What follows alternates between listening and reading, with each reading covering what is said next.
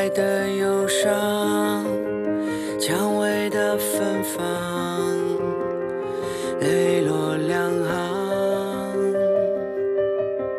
伤掩盖或遗忘，阴谋和真相，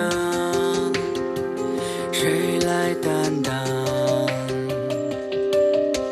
剑缠绕在心上，挥不尽荣光，如泣如偿。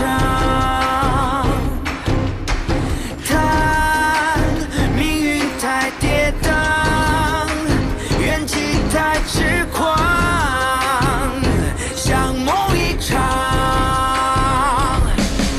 这恩怨难断，岁月总难当，豪情壮志与天地共享。无畏无惧，携手闯，表到地老天荒。当硝烟散尽，跌落尽时光，若只真只幻，热血燃沙场，一路笑傲，死也八荒。八荒之上，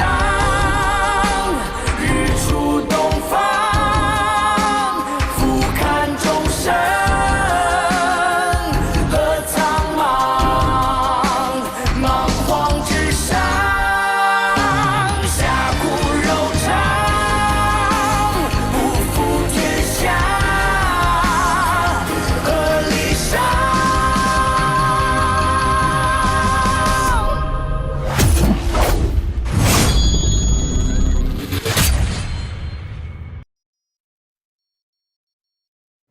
邋遢，你手里好像也有证据吧？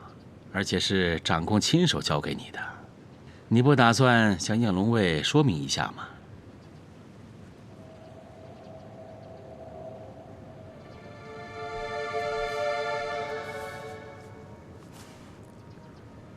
是水晶石，比罗盘更为灵敏，能够探测到用功法隐藏之后的混沌之气。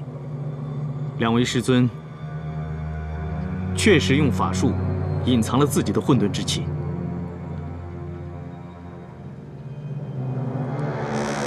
但我相信此事定有蹊跷。木子硕，你的呢？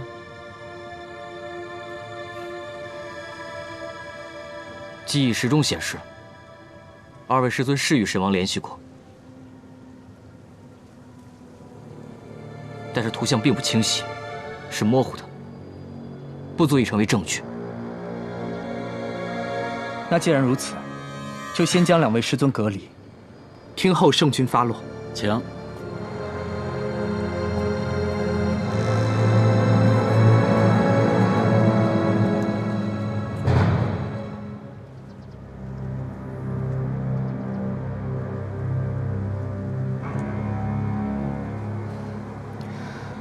晋宁哥现在为了于薇姐的混沌之气而忧心，两位师尊又发生了此事，我是不是应该告诉他们，一起商量对策？现在已经够乱了，要是纪宁知道此事，一定会更乱。于薇和电台师尊的感情你们也知道，若他知道了，一定会去劫狱。现在不是冲动行事的时候，我们先瞒着他们，等到我们想出解决问题的办法再说。也只能这样了。师尊，百位还要回去复命，不便久留。好，百位首领，为师有一事，想与你商议一下。师尊，我虽然曾经是学宫的学生，但此事我绝对不能徇私。哎，你误会我的意思了。你看，既然圣君要先将他二人暂时隔离，不妨暂且将他二人囚禁于我黑白学宫的禁地之中。这，毕竟他们二人曾经是你的师尊呐，想必你也不愿意看到他们在天牢中受尽屈辱吧？留在学宫，尚且还有我照应，不会让他们受到委屈的。师尊说的不无道理。两位师尊一直如此厚爱我，百位真的无以为报。这一次，便依照师尊所说，将他们留在学宫，但还烦请师尊加以好好看守。啊，那是自然。还烦请你转告圣君，我学宫一定会尽到看守之责的。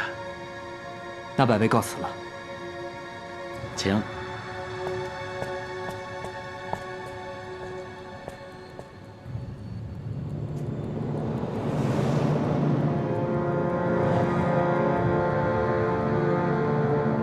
东莲，你真的相信两位师尊是内奸吗？当然不。殿裁师尊是我见过最坚守道义之人，我绝不相信他会做出背叛学宫和背叛赤明戒狱之事。而五峰师尊虽然为人疯癫，可是更是刚正不屈的。那我就不犹豫了。你要做什么？你知道三寿道人吗？你是说二位师尊的师傅？二位师尊为人正直，我不相信他们是内奸。三寿道人德高望重，我想请他出来主持公道。找我也没用哦。师尊。三寿师尊，恳请师尊为二位师尊做主。请师尊为二位师尊做主。哎呀，起来，起来，起来！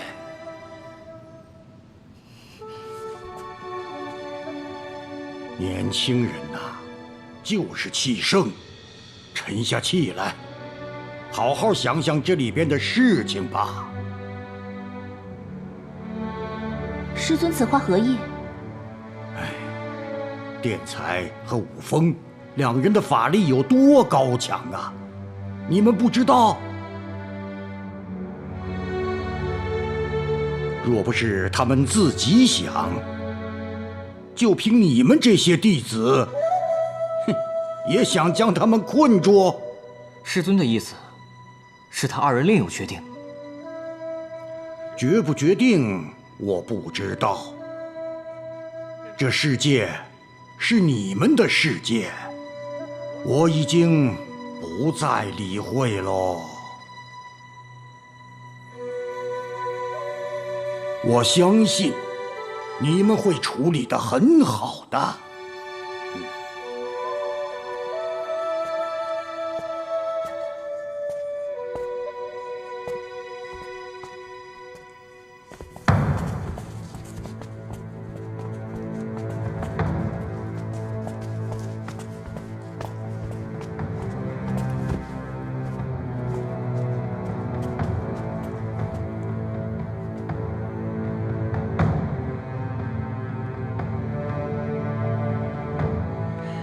没想到啊，没想到，天才武峰二位道人竟然勾结神王背叛学宫，罪不可赦。依照律法，应当处以极刑。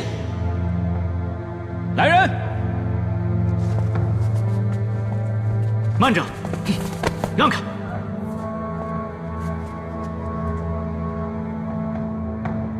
二位师尊，我不会让任何人伤害你们。木子说：“拉他，你们二人想违背学宫律法不成？”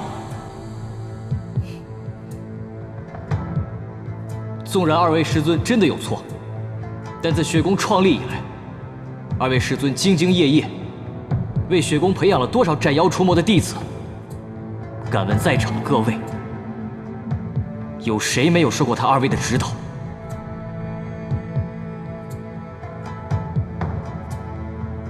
法理不外乎人情，即便要处罚两位师尊，也要考虑到他们多年来对学宫的贡献，请师尊从轻处罚。拉他，不要在这里强词夺理。请长青师尊从轻处罚。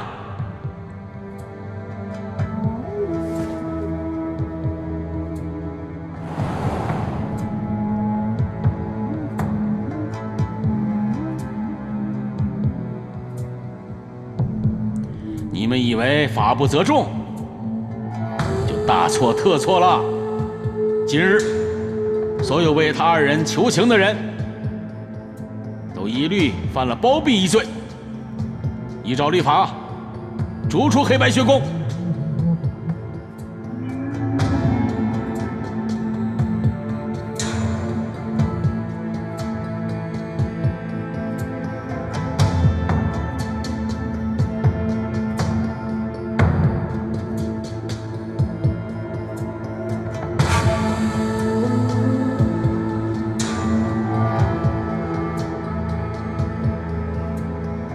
既然没有人有异议，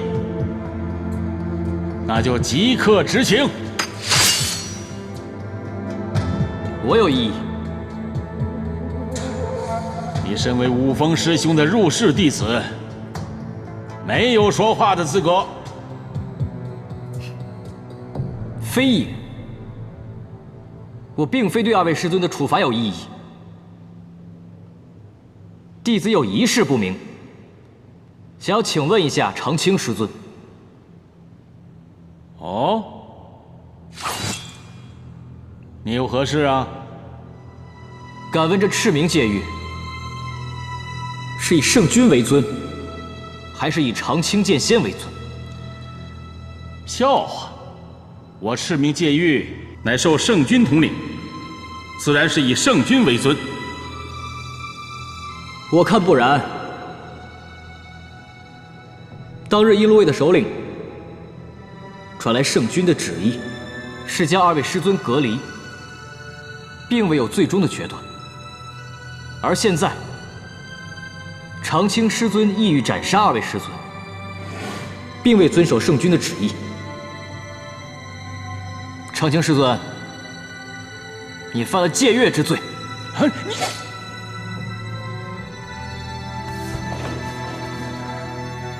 请长青师尊再次。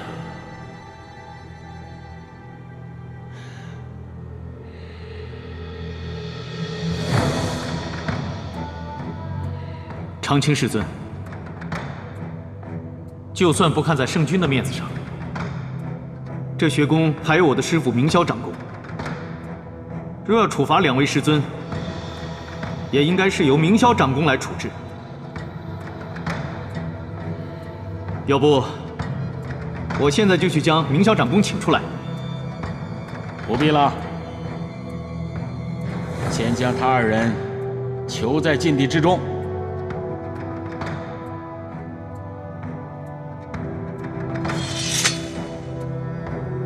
从即日起，废除二人的掌事一职，由本剑仙代替辩才道人出任掌事首座。在此期间，所有弟子务必谨守律令，不得违背。弟子遵令。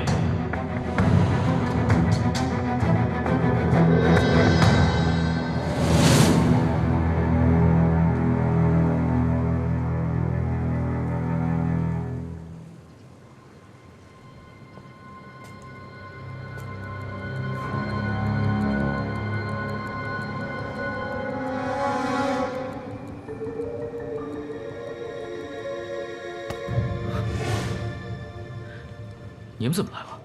盲目冲动不但救不了师尊，反而会害了你自己哦。到处都找不到你，一猜你就在这儿。你知不知道这个特殊的地方有特殊的阵法保护？你要是不小心会受伤的。你们全都知道师尊的事情了？我猜这里面肯定有诈，所以不敢贸然行动，才把空青请来。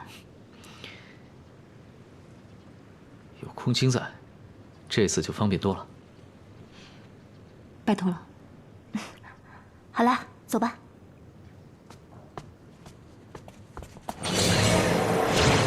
师尊，哎，小心！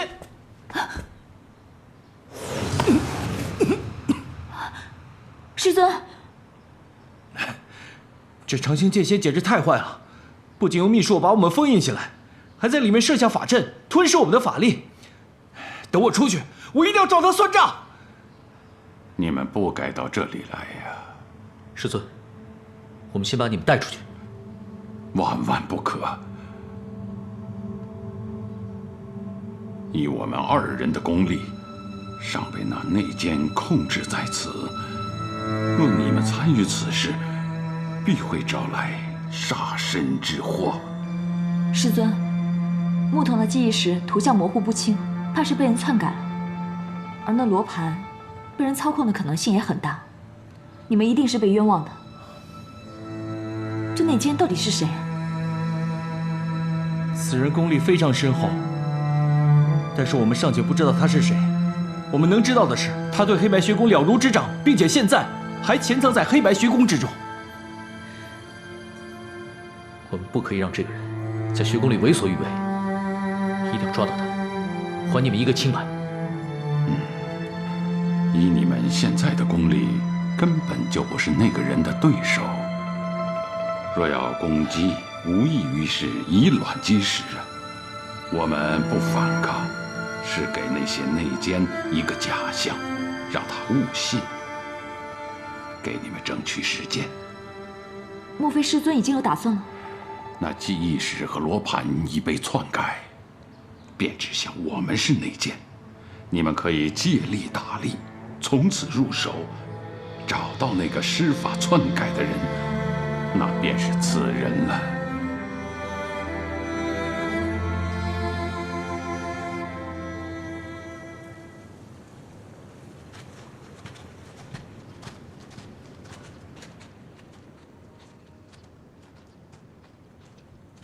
你们可算回来了，师尊可安好？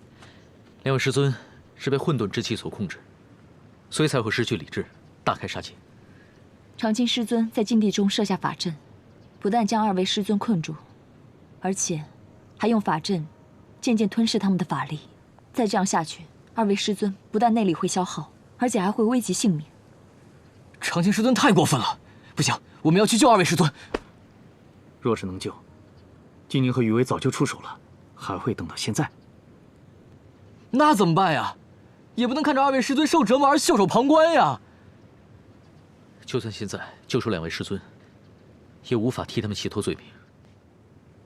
只有找出释放混沌之气的真凶，才能还他们一个清白。据师尊说，这个释放混沌之气的人法力极高，2位师尊联手都难以跟他匹敌。而且这个人很有可能还藏在学宫之中，想要抓住他，恐怕不是那么容易。那怎么办呀？有了。什么？乌江仙府。乌江仙府？什么东西啊？我知道了，乌江仙府有一个法宝，不仅能够抑制混沌之气，而且还能根据师尊身上的混沌之气找到来源。大师兄，你说的是这个吧？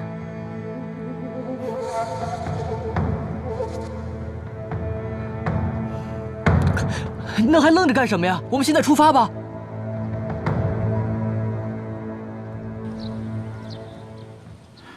没想到，我们学宫的事情又要麻烦你。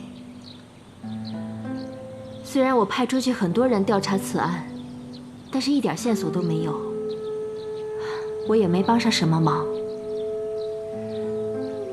学宫内几位喜爱游历的师尊我都问过了，也没有人能够说出乌江仙府的具体情况。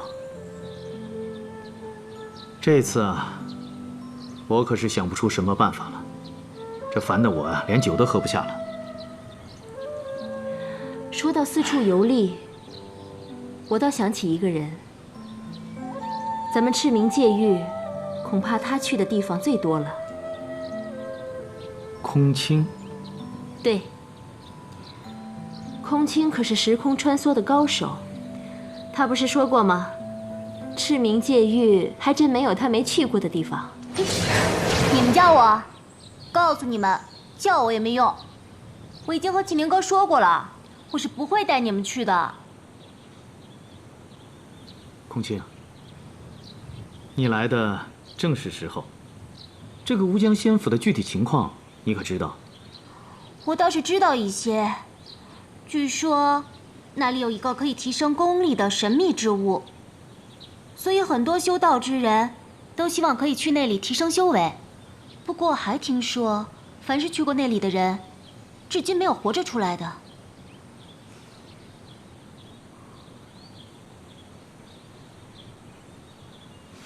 按你这么说，你现在还活着，就表示你没有去过乌江仙府。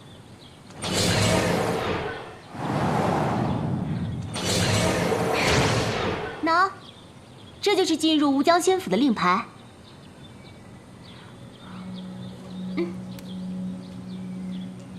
其实我之前也想尝试过，去看看到底是怎么回事。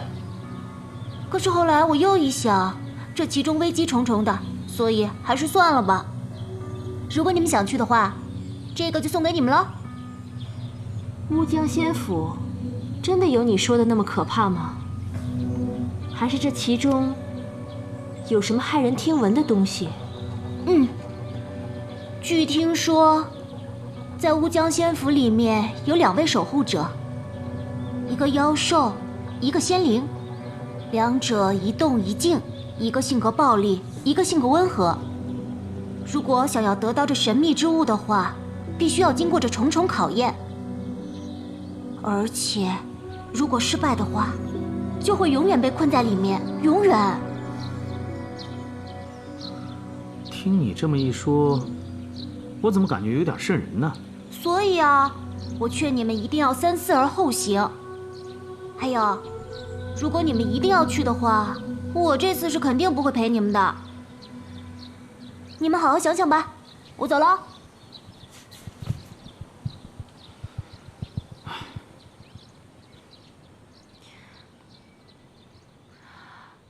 空清不去，那我去吧。你不能去。这次，我们得让你留在此地，帮我们留意。因为2位师尊还被困着，有你在，长青师尊应该不敢做什么。那你们小心一点儿。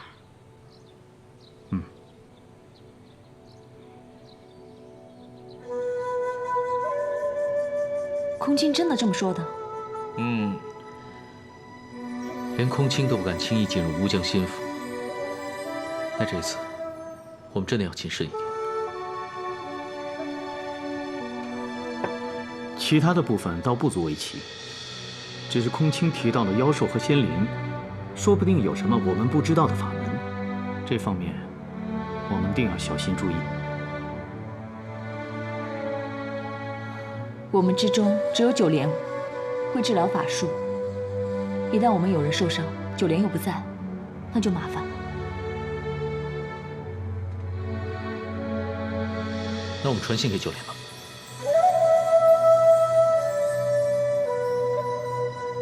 父亲，父亲，我现在就要回黑白学宫。不可。为何？这才刚几天呢，你真是好了伤疤忘了疼是吗？那会儿掠走你的贼人到现在都没有绳之以法，你现在离开东岩市，万一出了什么事情怎么办？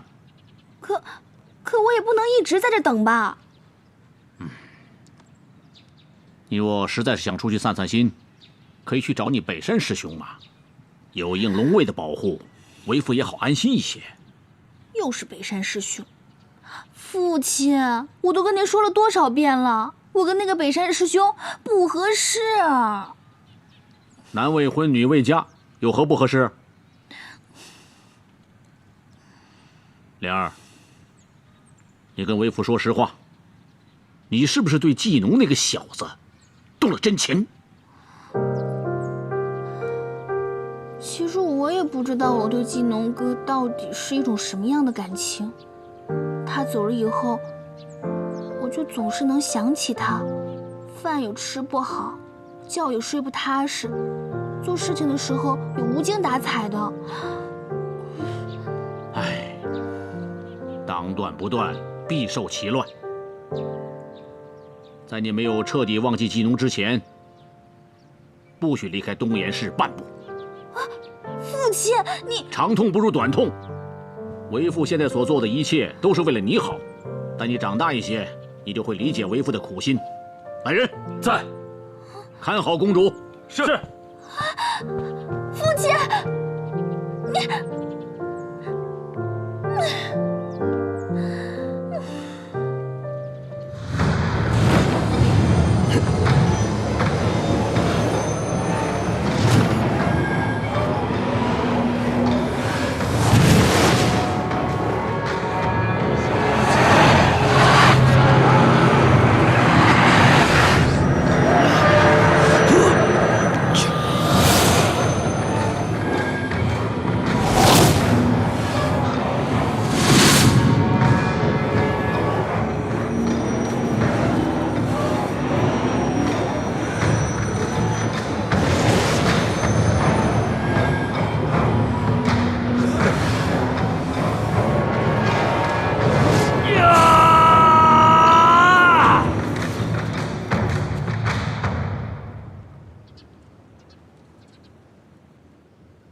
没想到神王给我的力量如此强大，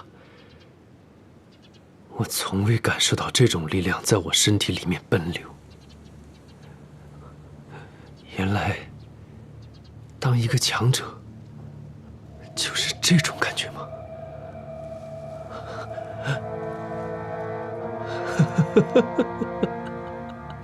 少主，您的功法又精进了。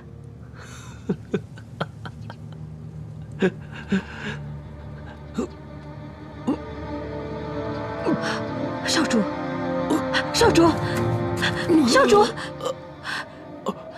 少主，少主，少主，少主，来人呐！来人呐！快扶持少主！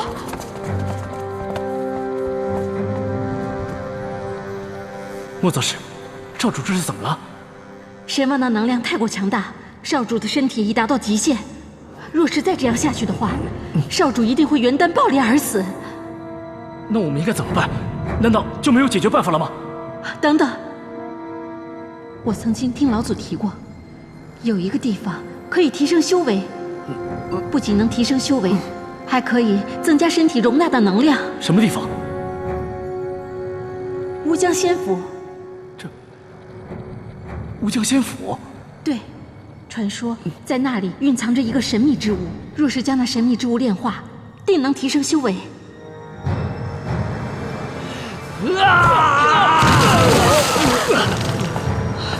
少主！少主！少主！少主！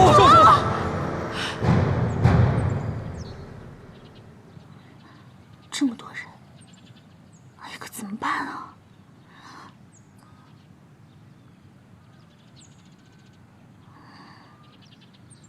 后门有了。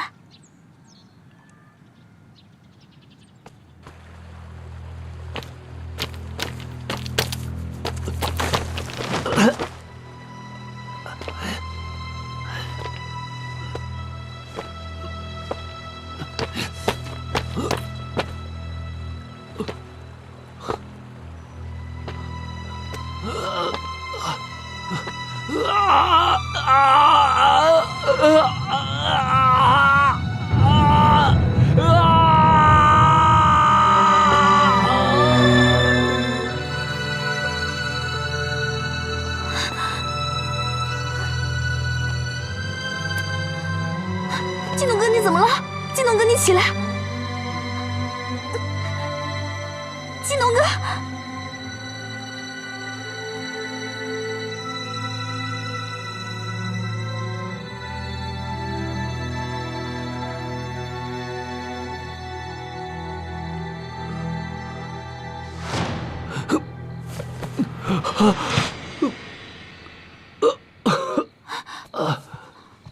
季农哥，你醒了？怎么样？你没事吧？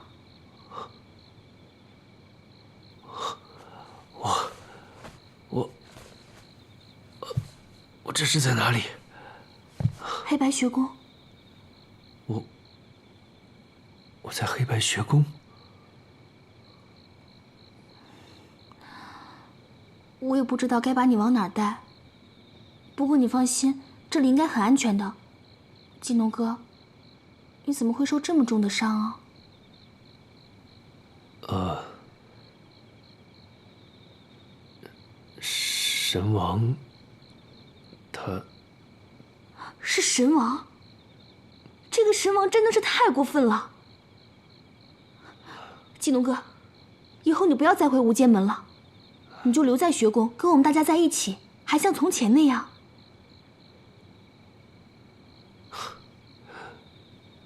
已经回不到从前了。我也不想回黑白学宫，这里不属于我。季农哥，我不许你这么说。就算所有人都误会你，可是还有我啊！哦，还有季宁哥，我们大家都会支持你的。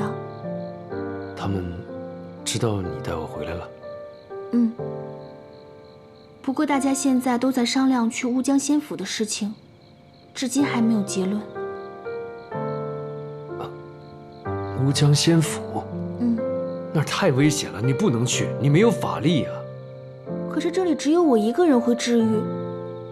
如果季宁哥他们出什么事，不行，我一定要去。你，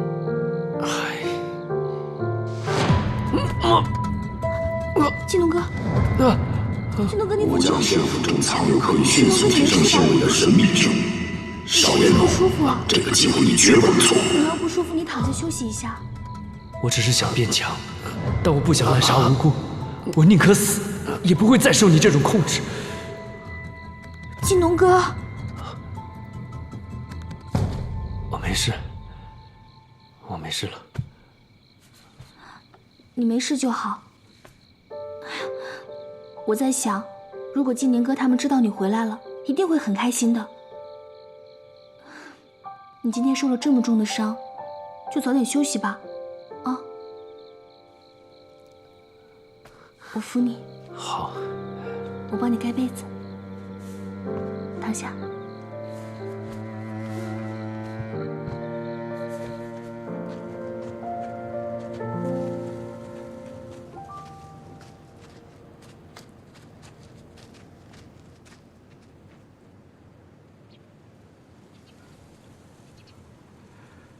乌江仙府之行实在不能再拖了，我们必须尽快出发。可是现在，季农正是需要人照顾的时候，我们都离开了，他该怎么办呢？慢点儿。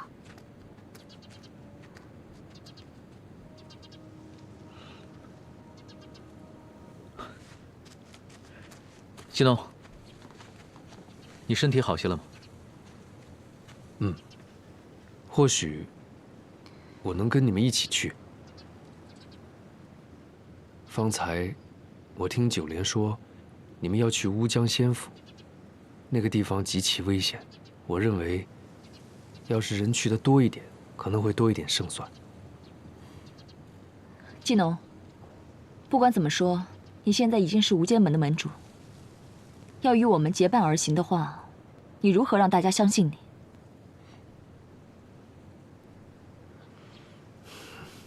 于薇姐，刚才季农哥已经说了，他这次之所以受伤，就是因为抵抗了神王的命令。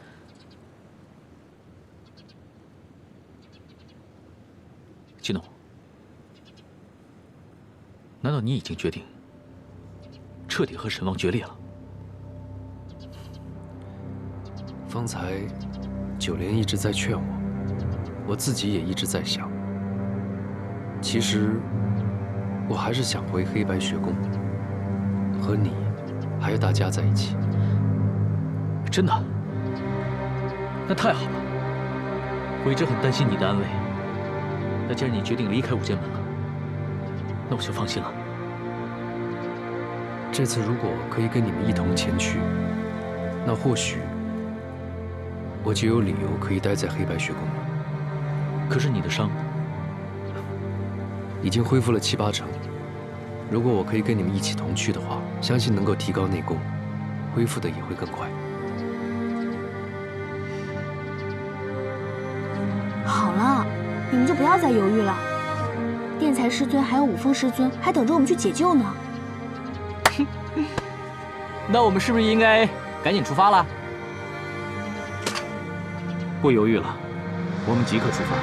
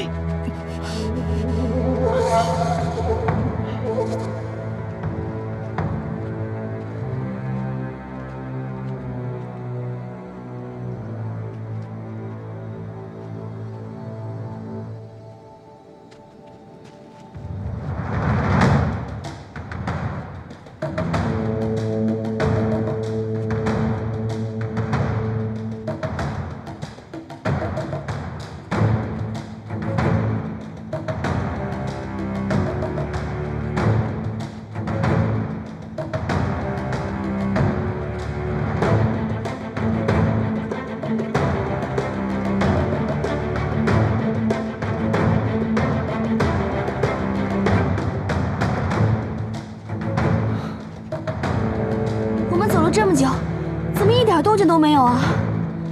不过至少我们是安全的。哎呀，这个地方怎么看也不像有什么神秘法宝，咱们是不是走错了？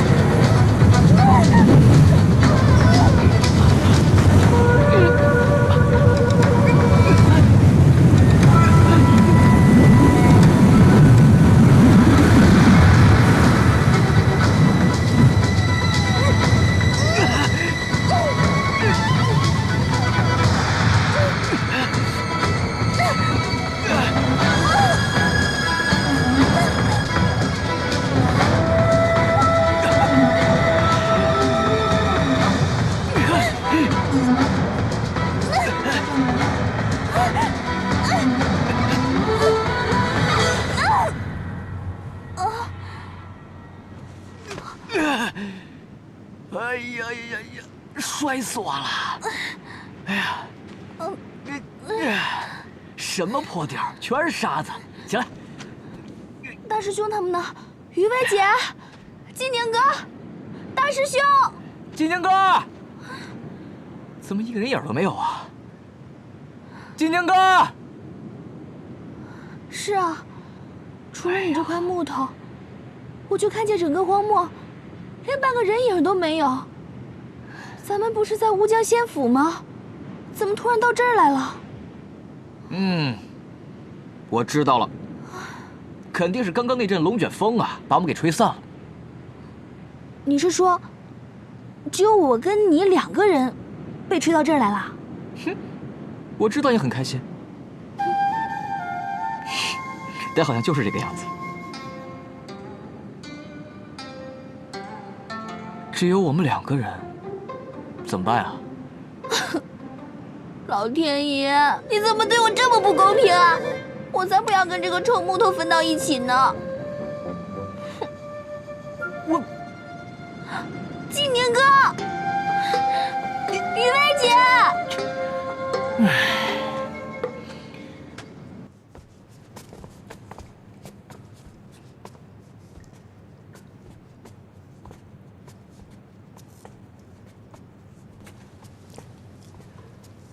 我们现在到底在哪里啊？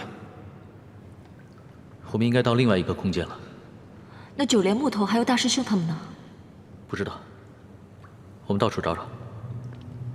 喂，你看，哪里有光？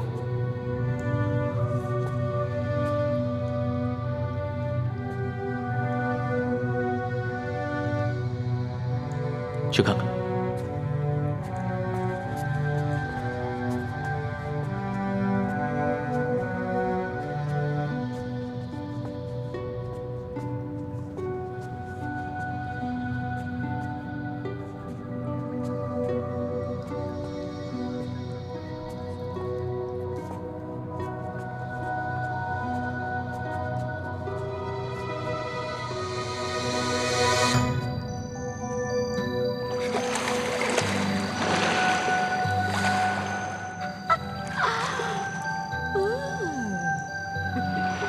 那个人，该不会是所谓的妖兽吧？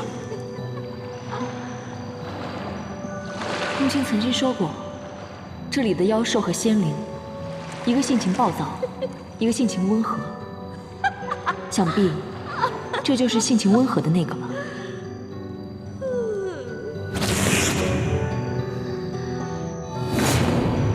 前辈，我们是黑白学宫的弟子，来此处是有要事。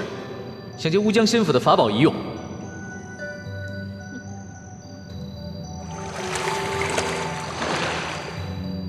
前辈，我们并没有恶意，若是有冒犯之处，还请前辈见谅。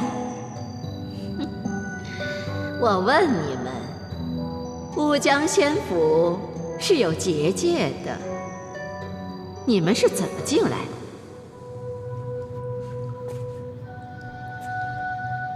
我们是靠这个令牌进来的。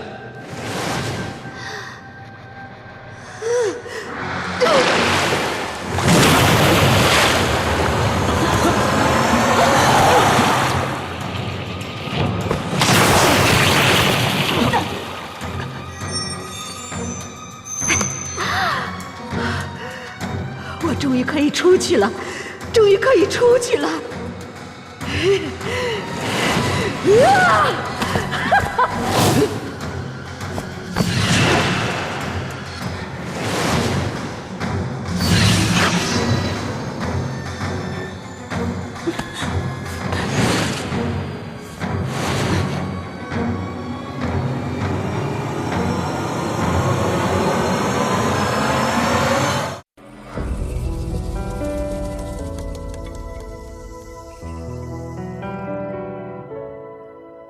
我的心里住着一座城，你是城里的那一扇门，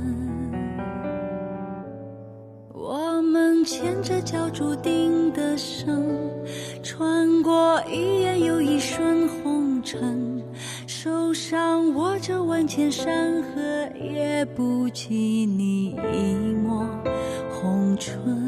你的笑让星辰都触动，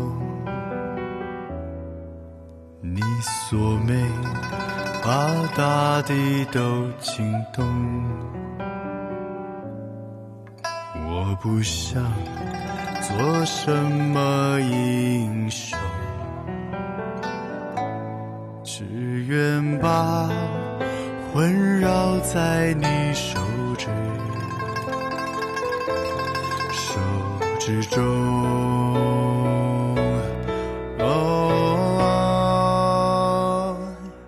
我们总在为了争夺一次又一次错过，我们总是为了承诺一再被命运糊弄。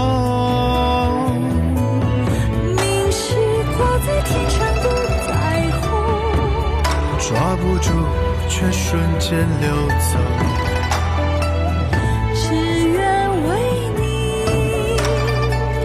只能为你再来过。我们总在为了挣脱一次又一次错过。我们总是为了承诺一再被命运糊弄。明是挂在天上的彩虹，抓不住却瞬间溜走。